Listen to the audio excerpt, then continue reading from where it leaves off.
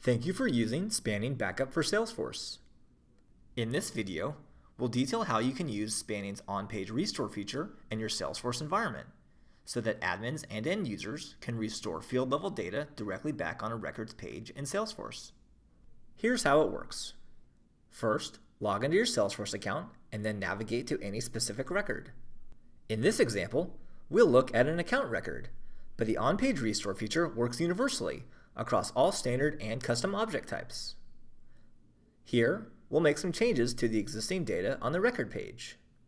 As you can see, we're editing the data in some fields and entirely deleting the data in other fields.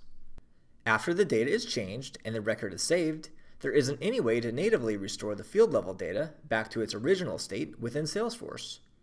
So, to restore this data, simply click the Spanning Restore button in the left column menu.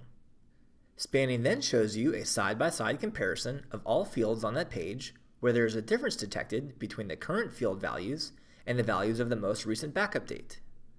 You can also choose to compare the current field values with the values from any desired backup date by clicking the Calendar Date selector. Simply select all fields that you want to restore and then click the Confirm button. Review your pending changes and when ready, click the Restore button. The restore takes about 5 seconds, and then you are returned right back to your record page, and the fields have been restored. Spanning uses the profiles and permission sets in your Salesforce org, so that the user will only be able to view and restore the fields that they have access to. This feature is incredibly useful for correcting accidental data changes or tracking how field values have changed over time.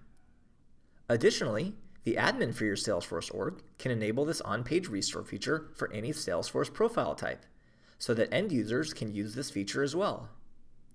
If you want this functionality for specific object types only, Spanning offers a restore button that is configured to display on your desired page layout.